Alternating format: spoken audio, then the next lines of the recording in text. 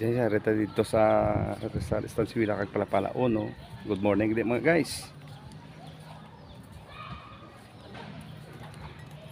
Resbong dere makita naton dere ang shoreline sang Palapala Uno ka barangay Rizal Estancia naan arang James sang barangay Rizal Estancia umani kalapad sang lumbaga sa Tagalog hunasan no?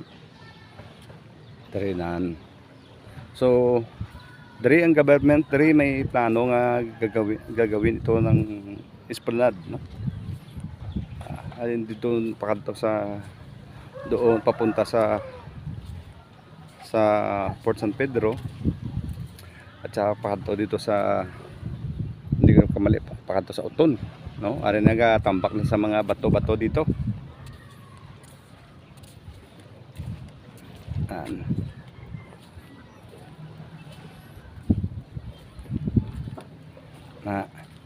Ito na guys oh.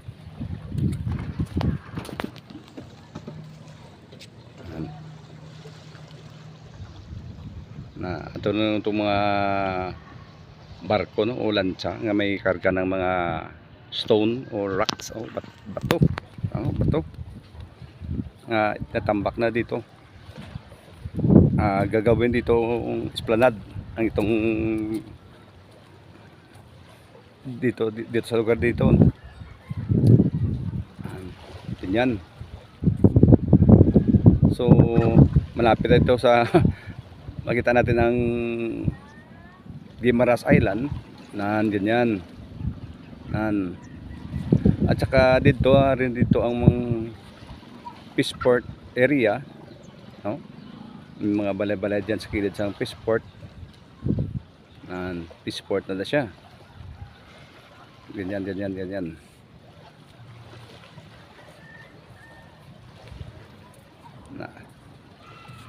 So ari sana tayo yun itong paggawa ni dito continuous no. Nasuguran na tambak na mga bato-bato dito, mga malaking bato.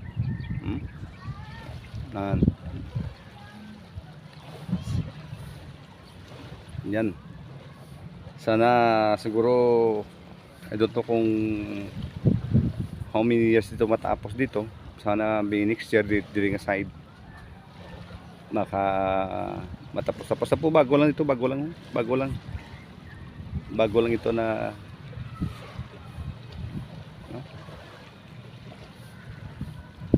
lang dito na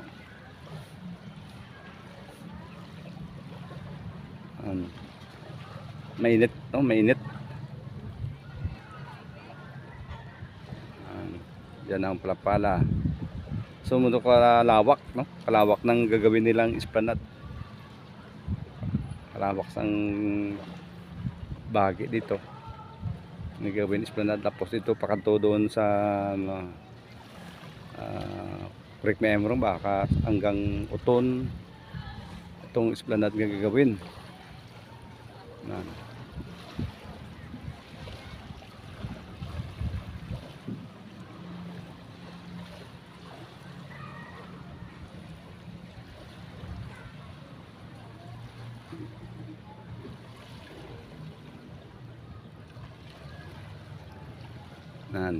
kita natin ang Guimaras Island ganyan.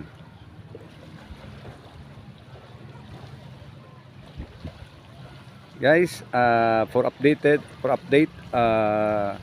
next natin pagkikita next na kung medyo malaki-laki na yung ginagawa nila, mas large na, para makita natin kung updated. I-update na lang mo guys next time.